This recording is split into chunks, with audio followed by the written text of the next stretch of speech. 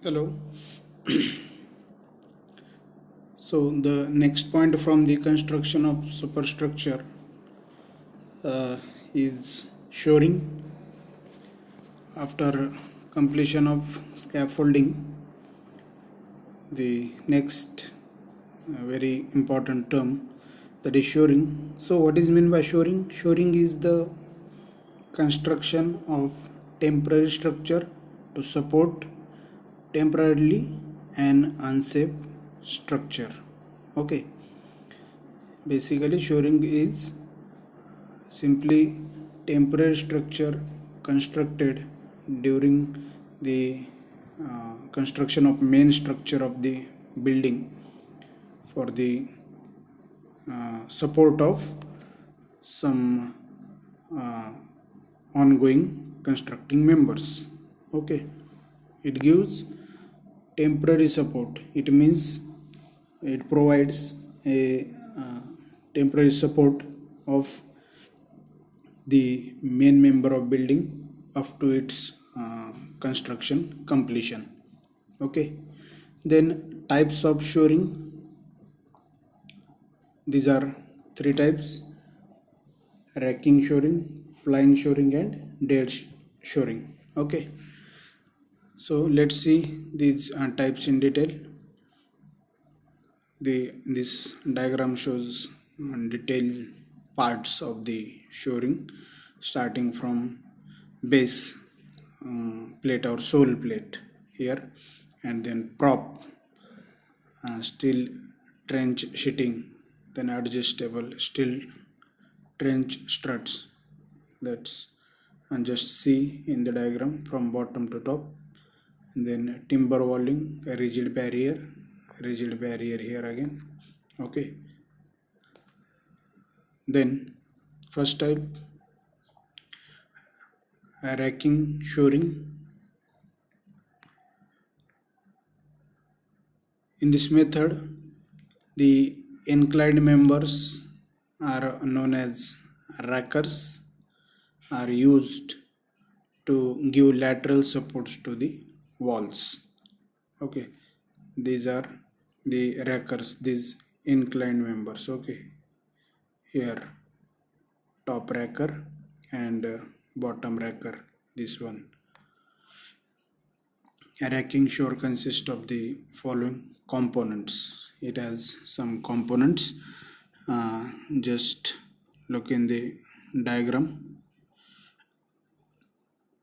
A double racking timber shore is shown, in which at these are dog splices, sole plate, and then these two inclined members.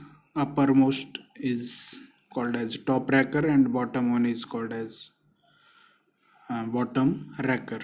Okay, and the connecting member of these two racker is called as brace. Then at uh, topmost here you can see there is wall plate which connects these inclined rackers to the wall. Then there is cleat, needle, brace. Okay, these are the subcomponents which connects this wall plate and rackers to the wall. Okay, then second type is fly shoring or flying shoring. It is again simple one. Just see this simple diagram. Flying shoring is a system of providing temporary supports to the party walls of the two buildings, where the intermediate building is to be pulled down and rebuilt. Okay, all types of arrangements of the supporting the unsafe structure in which shores do not reach the ground come under this category. Okay, here this fly shoring is basically provided at some height from the ground level, You can see here the floors. Here you can see first floor, then second, third, and in this case the shoring is provided like this. Here racking struts inclined members are there, and the middle connection is straining piece. Okay, and these connecting members are wedges. Okay, and this is horizontal shore, flying shore or horizontal shoring. This flying shoring is also called as horizontal shoring. Then third, dead shoring. Dead shoring is like this. Dead shore is the system of shoring which is used to render vertical support to walls and roofs, floors, etc. When the lower part of wall has been removed for the purpose of providing an opening in the wall or to rebuild a defective load bearing wall in a structure. Okay, in that case, this dead storing is provided. When opening in the wall are to be made, holes are cut in the wall at such a height as to allow sufficient space for insertion of the beam or girder that will be provided permanently to carry the weight of the structure above. Okay, and in that cases, such type of shoring is provided. So these are the types of shoring. Then the next point is underpinning. So underpinning is a method for a repair and strengthening of building foundations. It is just a method of strengthen the building foundations. It gives additional strength to the building foundation if we required. Okay, and there are situations where failure in foundation or footing happens unexpectedly after the completion of whole structure, both in sub or superstructure. It may happens. Okay, under such an emergency situation, a remedial method has to be suggested to regain the structural stability.